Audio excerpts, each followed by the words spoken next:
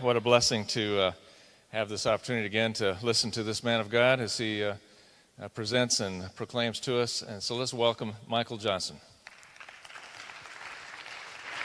Okay, Michael. Thanks again. God bless, yeah. Great to be here. Thanks for coming out, especially you guys. They're in the spit zone. Didn't you notice? Because y'all were kind of more over there. Yeah, sometimes I get all over anxious, have very active saliva glands. That's not really a good way to greet anybody now that I think about it. Can we start over again? Boop. We are talking about making peace with your loved ones this week, at least particularly today. Again, this is the first of 3 crucial life decisions for relational success. This is all part of actually a 3-book study guide series called Beyond Sex and Salvation. If you're wondering, where did that name come from? Well, it occurred to me a long time ago that pretty much in the church, all you know about marriage prior to premarital counseling, if you're a Christian, is, well, maybe you're supposed to wait until marriage to have sex, and maybe you're supposed to marry a believer. It occurred to me that there's probably a whole lot more beyond sex and salvation that people need to know for a successful relationship. So that's where the title comes from. We're talking today about 2 kinds of people we need to learn how to make peace with. This morning we talked about the wrong people, namely those who have wronged you, and we talked about you have to forgive them if you want to make peace with them. You don't have to forgive them, but you do have to forgive them if you want to make peace with them. Tonight we're going to talk about the different ones. Oh yes, these are the ones that are just, different. Now isn't that special? My wife and I, we're a little different from each other actually. We might look like peas in a pod, but for starters, my wife is a female, and I'm a male. Those are different.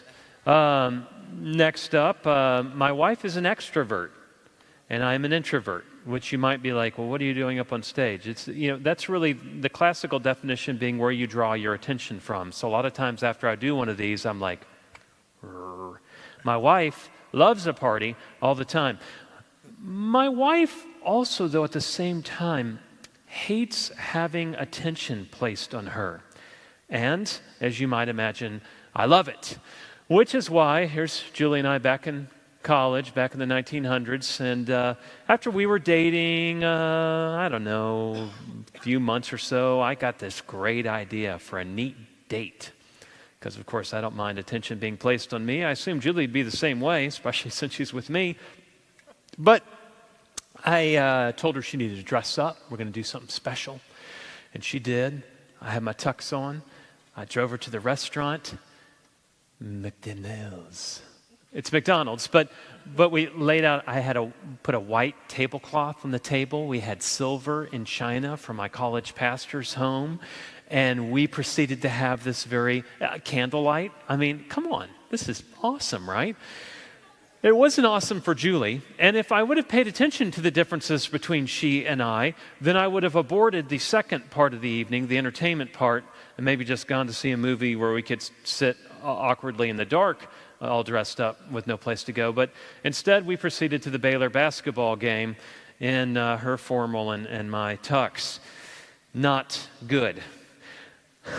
We live in an eHarmony world, where couples, you will be told, should match up in 29 different dimensions of compatibility. We're supposed to have tolerance for everything and everyone. And everyone should just get along. But there doesn't seem to be very much harmony in this world. I don't know a single couple in the whole world that I would say is matched up in 29 different areas of compatibility, which, by the way, I just want to have one thing to say about that. If you meet someone and marry someone with whom you're matched up with in 29 different areas of compatibility, number 1, congratulations. Number 2, it's the 30th area that's going to kill you. It's just we're different. All those cries for tolerance really turn out to be cries for acceptance. Because if you don't actually accept what they want you to tolerate, then you hate them. And then it's okay for them to hate you. And so we don't all just get along. I want to ask an important question tonight because you might have thought, hey, we're going to get all these practical conflict resolution skills and stuff like that. You know what? Tons of other speakers have written books on that and do seminars on that. But I want to get to the basis of why you would even want to use those conflict resolution skills. Because the question I want to talk about tonight is, why are we so different? Why? Was it God's design? Like, meant to do it? That's what me and my roommates used to say back in college whenever one of us would do something awkward, trip, fall. We'd like, meant to do it, just like that. So did God mean to do it, or is it a result of the fall? By the way, that's my only special effect in the whole thing. And I hope you enjoyed that. Yeah. Thank you.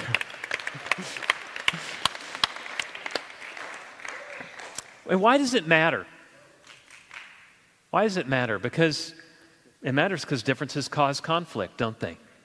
And let's just see a show of hands. Who loves conflict? Give me a good conflict. Come on. Hey, there's one person there. She loves conflict. Stay away from her. Stay away from those two sitting next to each other. Boy, that's going to be a great relationship. Actually, you might find that they're closer to where we need to be. Oops. Conflict disrupts relationships. And we jump to the conclusion that since conflict is unpleasant, and from my standpoint, sorry to you three, it is unpleasant to me, that therefore differences must be bad. But what if the differences that divide us are actually part of God's original design? What if He really did mean to do it? Then conflict has a purpose. And not only has a purpose, but it's a good purpose. And not only a good purpose, but if God designed it, let's see, He designed gravity, so if I were just to trust fall over here, I'm going to get hurt. Let's see, if God designed diversity and differences, then I guess we ought to get used to it because it'll be unavoidable. I want to convince you tonight that diversity was God's idea in the hopes that we can more readily make peace with the differences that divide us. And to do this, we're going to look at 4 different areas. And this is going to be pretty much a Bible study tonight, I'm just going to tell you. So I encourage you, if you don't have a Bible, there's this Bible apps I hear kids have on their phones now. They actually turn their phone into a digital Bible. So you can do that. We're going to be talking about creation, church, heaven, and God's very nature Himself. Let's start by looking at God's creation. And this is a passage that we could be cruising through, as you can imagine, chapter 1, verse 3 through chapter 2, verse 3. And so let's get started. And God said, "Let there be light." And there was light. And God saw that the light was good. And He separated the light from darkness. And God called the light day, and the darkness He called night. And there was evening, and there was morning, the first day. Okay. So the creator of the universe, basically His first act of creation, think about this, work with me people, is to create the metaphor by which we would describe everything that was very different. Well, there's different as night and day. Oh my goodness, that's different as night and day. Right away, God's like, hey, yep, here it is. Already, I think we're off to a good start. I think he likes different. Let's keep going. And God said, "Let there be an expanse between the waters to separate water from water." I mean, at first, like, what? Huh? Is it for lakes? Well, let's keep reading. So God made the expanse and separated the water under the expanse from the water above it, and it was so. God called the expanse sky, and there was evening and there was morning the second day. Now again, join me in just looking at things in a fresh light. You already know that the clouds are water in vapor form, and the water in the lake is in liquid form. But if you were a creator, would you be like, you know what? I'm not just going to create things. I'm going to create things in different forms. In fact, later on, there's going to be ice, too. So 3 stages. And then I'm going to have scientists come along, and they're going to discover 2 more states of matter, which I didn't know about these when I was your age, but plasma I have a plasma TV, so that must be real. In Bose-Einstein condensates? What? Are scientists creating these different forms of matter? No. They're discovering them. God created them. Because our God loves different. Continuing in verse 9. And God said, "Let the water under the sky be gathered into one place, and let dry ground appear." And it was so. God called the dry ground land, and the gathered waters he called seas, and God saw it was good. By the way, have you noticed "it was good" comes up kind of frequently? Because God thinks different is good. Then God said, "Let the land produce vegetation, seed-bearing plants and trees on the land that bear fruit with seed in it." Listen to this phrase, because it's going to come up a bunch of times. "According to their various kinds." And it was so. The land produced vegetation, plants bearing seed, according to their kinds, and trees bearing fruit with seed in it, according to their kinds. And God saw it was good, and there was evening and there was morning the third day. So again, different. We got land, we have sea, we have even, vegetation. We're going to have plants, we're going to have trees. And as you know, just walking around campus, you have a lot of different kind of trees and plants here. And God saw it was good. Verse 14, and God said, "Let there be lights in the expanse of the sky to separate day from night, and let them serve as signs to mark seasons and days and years." Now, you may not be aware of this outside Longview, but seasons in other places, like where we live, are different. Yeah, they are. Like in the winter, it gets cold, and you wear coats. And then you're so glad when the spring comes and things bloom. And then, yes, it gets pretty hot in the Nashville, Tennessee area, really hot. And then you wish you would die. But no, because God made the different seasons. He likes different. And then fall comes, and these amazing colors come with it. God figured that out right from the start. They'll mark the seasons, the days, and the years, and let them be lights to the expanse of the sky to give light on the earth. And it was so. God made the two great lights, the greater light to govern the day and the lesser light to govern the night. And of course, we know that a lesser light isn't exactly a light, except it is, because it's a reflector.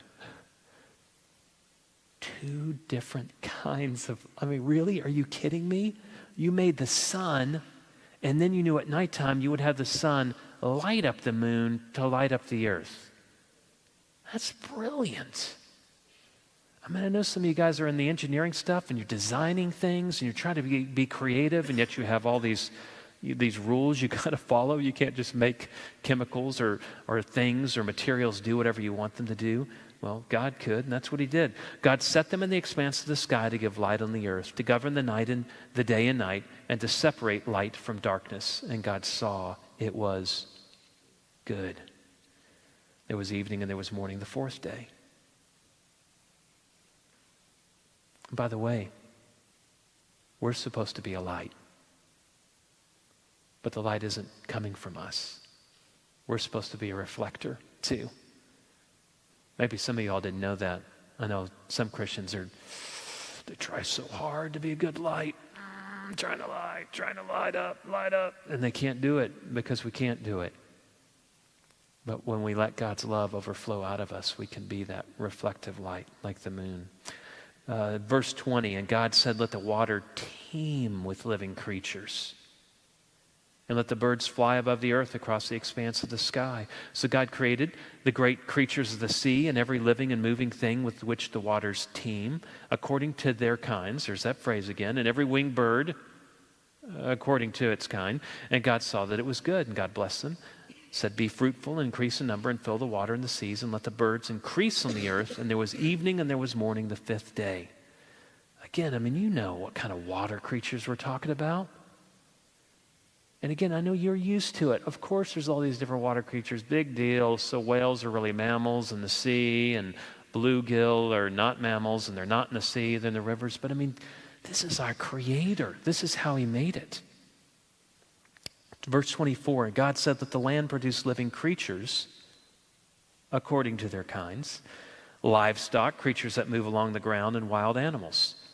So 3 different kinds: livestock, creatures that move along the ground, and wild animals, each according to its kind. And so God made the wild animals according to their kinds, and all the creatures that move along the ground according to their kinds. And God saw that it was good. Verse 26, this is when it gets really good. Let us make man in our image, in our likeness, and let them rule. Wait a second, what? Rule?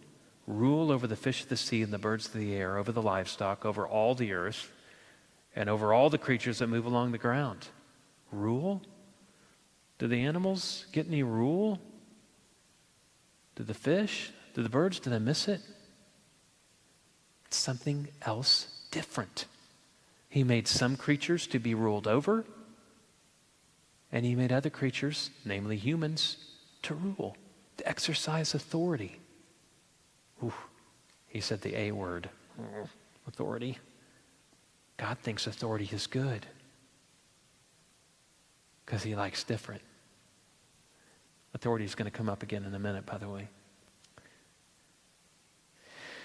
And God said, let them rule over the sea and the birds of the air, the livestock, over all the earth and over all the creatures that move along the ground. So God created man in his own image. In the image of God he created him, male and female. Dun, dun. Male and female. Whew. And we are different. We are very different. I don't care what today's culture says. Neuroscience even now sees how different the brains are. If the general mechanics of the body weren't different enough, we can now see that, wow, all these different things and how the body is composed inside is just as different. No wonder sometimes you guys are like, I don't know what she's thinking. Because she's not thinking the way you are. Her brain is different. Then God said, I give you every seed-bearing plant on the face of the earth. And he goes on and gives them all the rule. And again, this is when he says something really interesting after he makes man, male and female. He says it's very good. And for Genesis 2, 1 through 3, we'll finish with that for this section. Thus the heavens and the earth were completed. In the NIV it says, in all their vast array. I love that. Can't you see God as a creator that's just like,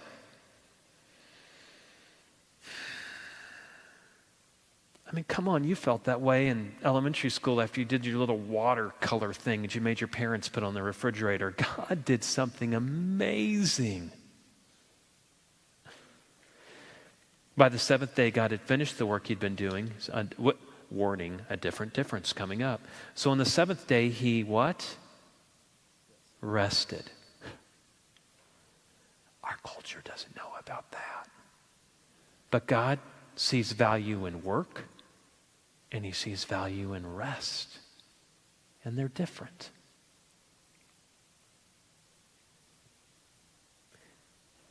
Based on what you know now, based on what we just talked about, how compatible do you think Adam and Eve were?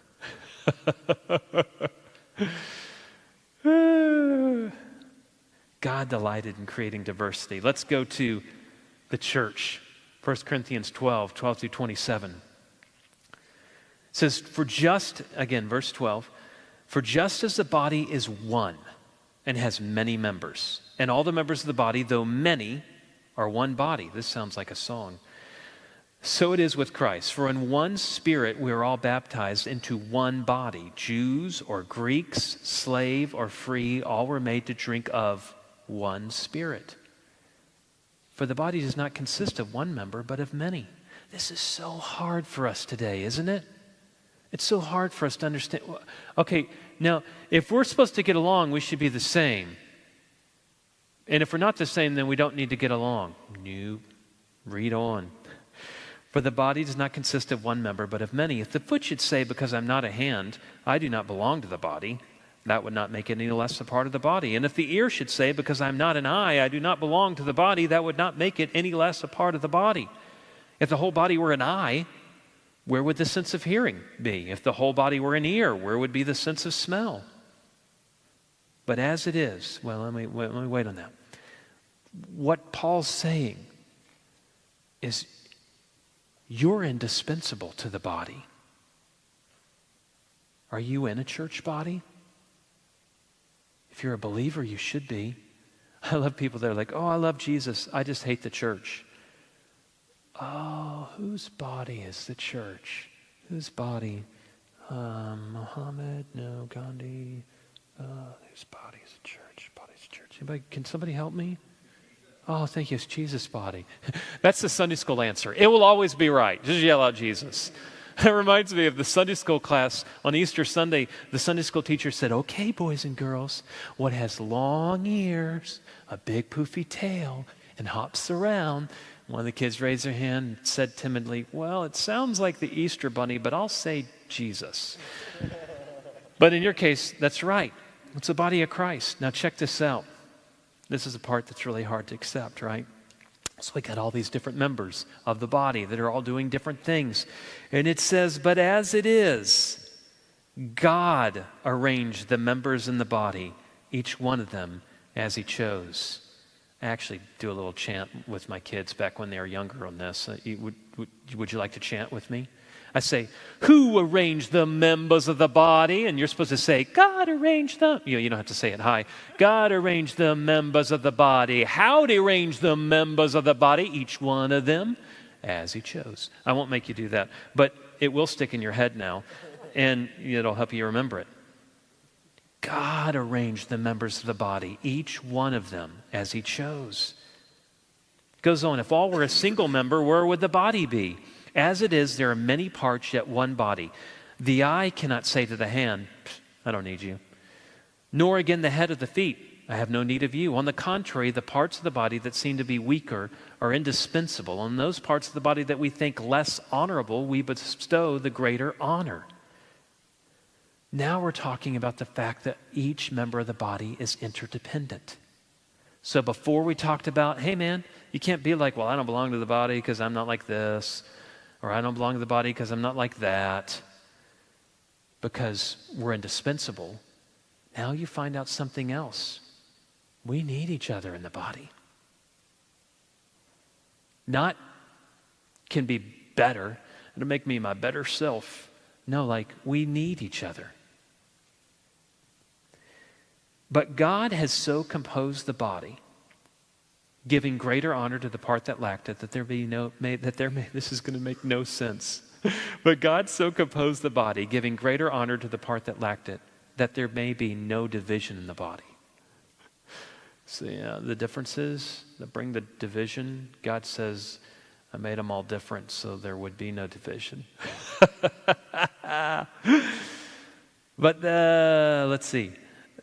So there be no division in the body, that the members may have the same care for one another. If one member suffers, all suffer together. Again, there's that interdependent. If one member is honored, all rejoice together. Interdependent. Now you are the body of Christ and individually members of it. So this passage affirms the personality and the gifting that are so different in each of us by highlighting the differences of the various parts of the human body.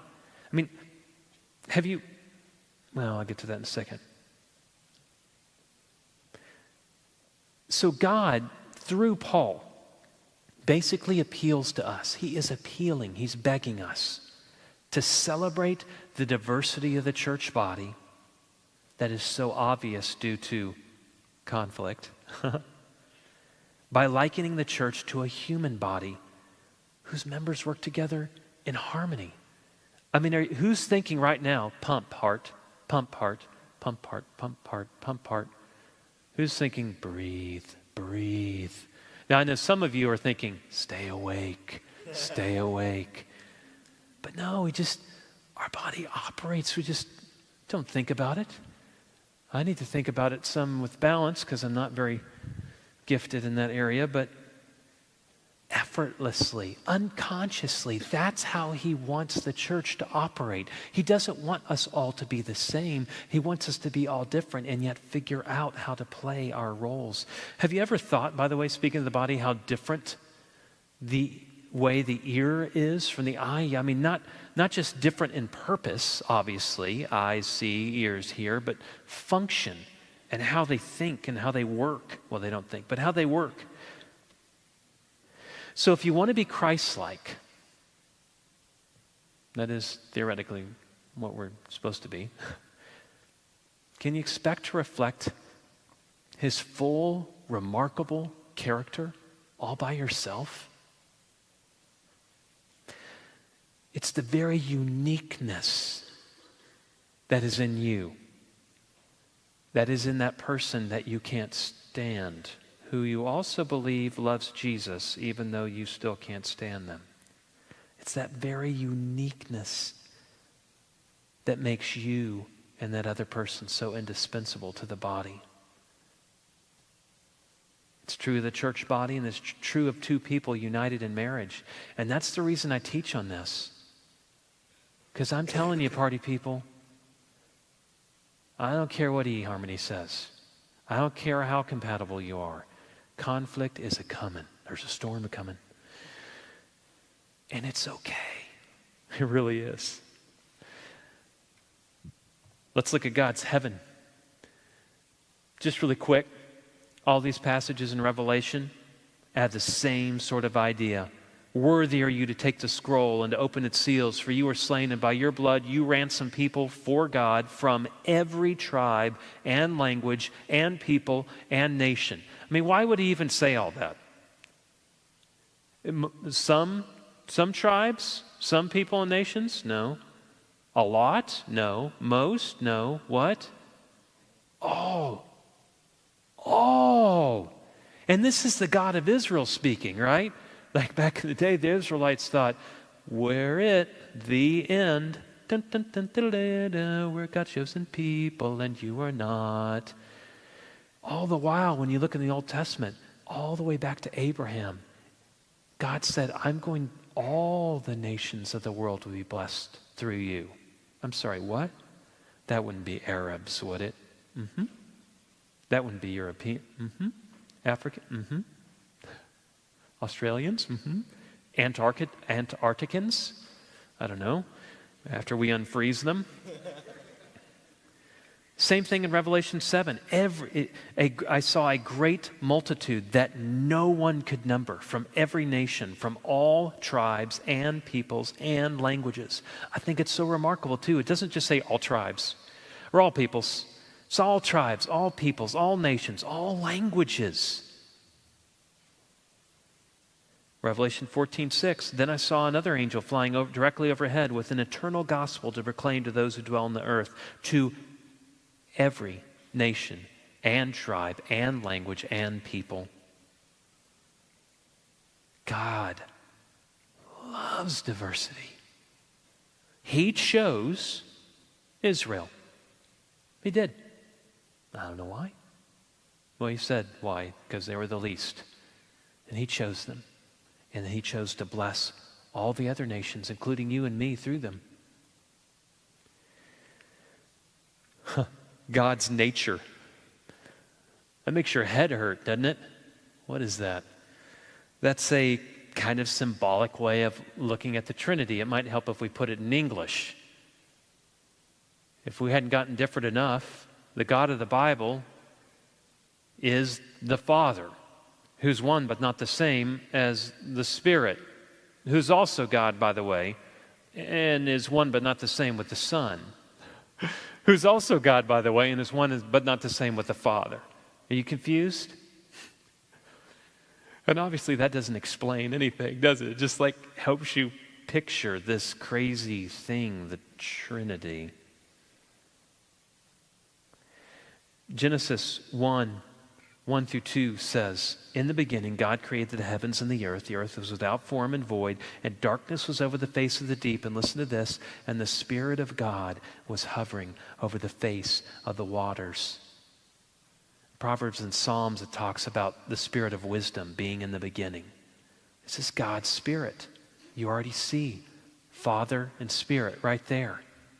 Now it's like, yeah, but where's the Son? Let's go to John 1:1-3. In the beginning was the Word, and the Word was with God, and the Word was God. He was in the beginning with God. All things were made through him, and without him was not anything made that was made. Are you listening to that? Nothing was made without the Word, whoever that is. Oh, it says in verse 14, and the Word became flesh and dwelt among us. And we've seen his glory. Glory as of the only Son from the Father, full of grace and truth. There's the Father and the Son, Father, Son, and Spirit there from the start, which is why in Genesis 1:26, which we already read, God said, let us make man in our image, after our likeness. I mean, this was troubling when Jesus came along the scene and told the Jews, hey man, me and God are one. I'm God. What? I'm sorry, Jesus, we're a monotheistic religion.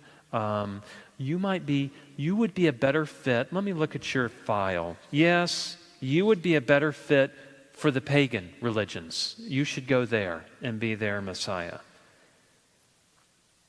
But there it was from the start. Hear, O Israel, the Lord our God, the Lord is one. But that oneness is unity of these three separate persons. How different. How majestic and marvelous. Diversity is an intentional and unmistakable characteristic of everything related to God. It is necessary to reflect who he is. When he chose people to bear his image, he chose man.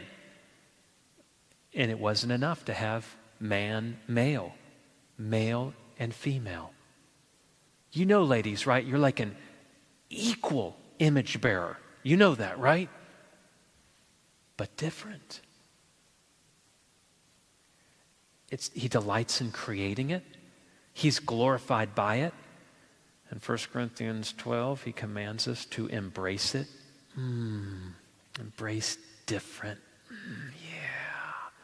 I love different. It's what he commands, and it's part of his design. Get this, party peeps.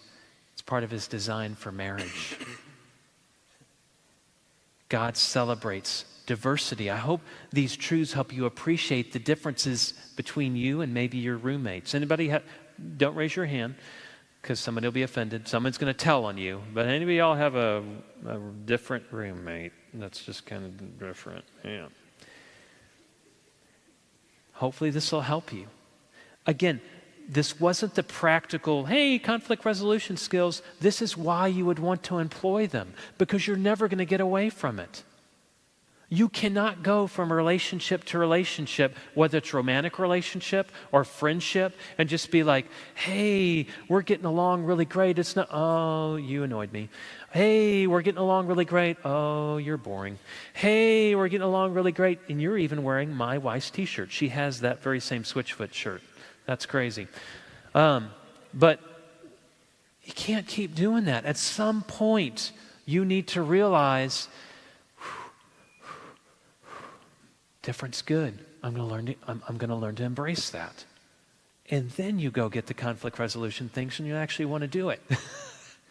That's why I encourage you, by the way, to check out our discipleship series, Beyond Sex and Salvation, because in the third book, where we present making peace with your loved ones as being the first crucial life decision, we go in depth to give you some more hands-on things for doing that. This morning we talked about what we need to get along with the wrong people in our lives.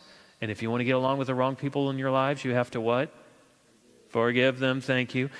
Tonight we talked about getting along with the different people in their lives, and to get along with them, you've got to accept them. And again, I go into more specifics in the discussion guide on that. But in fact, what I just covered tonight is not even in that study guide. It's just, I feel like just a canvas to be able to grasp why you would even want to figure out different. Tomorrow, I do want to issue a challenge here tonight, but first I want to talk about what we'll be talking about tomorrow morning. Tomorrow morning, the key to breaking free from sin, because we're going to be talking about making peace with your past. We're not talking about people anymore. We're not talking about getting along with the hurt from your past from other people. We're now talking about, remove them, we're talking about two things, you and God. Tomorrow morning we'll talk about you, how to make peace with your past, with some of the choices that you've made and can't change now. And the other session tomorrow night will be, why does God let bad dates happen or no dates happen? I don't know if any of you guys have ever felt like that before. Come on, raise your hand. Come on, don't leave me alone. Oh, okay, thank you. 2 guys, yep. God, I know some of you just don't want to admit it. But we'll be talking about making peace with your past tomorrow. But, and also a bonus too, tomorrow night, we'll cover the top 10 signs you're on a bad first date. It's delicious. I actually went to make this up one time. You know, I make up most of the crap that I tell you guys about. But I was sitting there, because you blog every week. Sometimes it's hard to come up with stuff. And I thought, top 10 signs you're on a bad first date. This will be easy. I'll come up with, crazy. You know, I'm so funny. Nothing.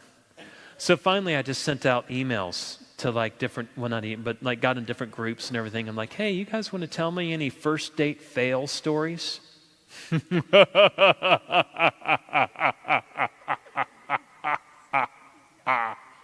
you turn up the reverb? Anyway. Yeah, they're good. And they're true. I mean, unless they lied to me. But now I can't see because I stared up into the lights. That's really something I'm going to have to remember not to ever do again. Seriously, I got major spots going on. You know, I told you my wife and I are different. But let me just tell you, the differences between Julie and me might be like here to here. And the differences between me and my kids is more like, excuse me. No, I'm kidding. I'm not going to go. But I mean, seriously, it's different. Do you want to have a family someday? Do you want to be able to have a home that, in spite of the fact that you're going to have people that don't match up in 29 different areas of compatibility, that you can get along? Yeah, you do. Absolutely. Growing and learning from those 5 kids and my wife has made me a different person. It's made me a better person. It's made me a more whole person. I remember the first time I heard my wife's voice inside my head. I was a business major, which don't ask me why I'm talking about relationships and dating and college campuses with a business major, but my wife was in social work, so she had a bleeding heart for everything. And, I would see the guy, standing with a will work for food sign at the corner, and I'd think, dude, why don't you just go get a job, dude? I don't know what your dealio is. I remember the first time I came to an intersection, I saw a guy holding up a sign about will work for food, or whatever like that, and I thought, I wonder what his childhood was like. Julie, are you in there? It is good. And then my kids come along, and they get me making backflips and trips and trying to figure out where they're coming from. It is good for me. It's good for you too. Why am I telling you this right now? Are you married right now? Frustrated in your family? No, but you're frustrated with your professor of blah, blah, blah. We won't say the specific class. You're frustrated with your roommate. You're frustrated with your parents. Come on, who isn't? I'm encouraging you. Discipline yourself to figure out, I'm going to figure out how to get along with these people. In fact, I'm going to get that study guide that Mr. MJ talked about for just $9.99, and I'm going to get a couple friends together. We're going to walk through it. We're going to figure this out. Really encourage you. So my challenge, discover and then learn how to share the gifts, the knowledge, the personality, the strengths that God's given you with humility. That's the key. Some of you are very good at sharing your strengths and differences and knowledges and all that stuff.